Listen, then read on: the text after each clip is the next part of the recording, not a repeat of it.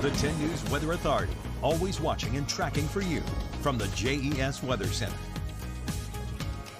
Hello, everyone. So you have to zoom pretty far out to find any rainfall, but there is a little bit of intensity coming through parts of Kansas and Oklahoma. We'll go ahead and zoom in on that because that is part of the same low pressure system that's going to end up impacting us. Now, with those colder temperatures in Colorado, that is turning into a little bit of snowfall. Like we were seeing the low pressure circling around Albuquerque and then extending further towards the east is where the actual rain is right now. Now, our temperatures are on the warm side today. Again, we're pretty close to average, which is in the 50s for highs, a lot of lows around 30. We're going to be even warmer than that for the next couple of days. So snow, like what's been accumulating up towards Snowshoe, isn't too likely for most of us with this next system. But if you have nice pictures coming in, like this one from Beth, we'd love to see those. Go to WSLS.com/pins. That's the easiest way to get those uploaded to us. Today, most of our highs do end up somewhere in the 50s or at least close. NRV's at 49, so it's not a huge gap there. And then Friday, we're able to gain quite a bit of heat. That'll put us in the mid to upper 50s. I think Roanoke even gets up towards the 60 mark. And Saturday holds on to that trend pretty nicely.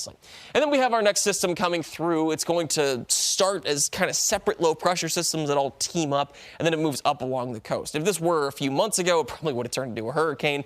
Not in that sort of realm for us, way calmer. We don't have that sort of heat, but it is going to bring rather consistent rainfall through Sunday in particular and some into Monday. Wind gusts getting pretty high, sometimes up towards 30, 40 miles per hour for most of us. Might even get up towards 50 in a spot or two. Some snow can accumulate on northern western slopes, maybe higher elevations in like Floyd County, but snow is going to be harder to come by with this system than it was with the last system.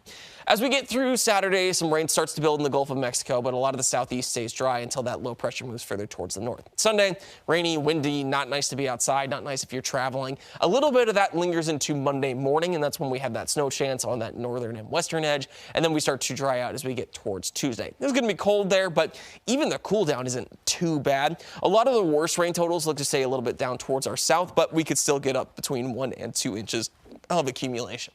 A lot of us still need some moisture to come through, especially further towards the north and as you go further west in Virginia. So this rainfall is still helpful even after our big system last Sunday. Like I was saying, gusts are high both Sunday and Monday, so it's going to be drier on Monday. Closer to Christmas, we don't have that much cold air or rainfall headed our direction. There's going to be a lot of heat in the Midwest. We're going to stay above average with a good amount of heat, so more temperatures in the 50s and 60s. Precipitation-wise, we're also looking dry as we get towards Christmas. So not exactly looking soggy, let alone snowy for Christmas Day itself.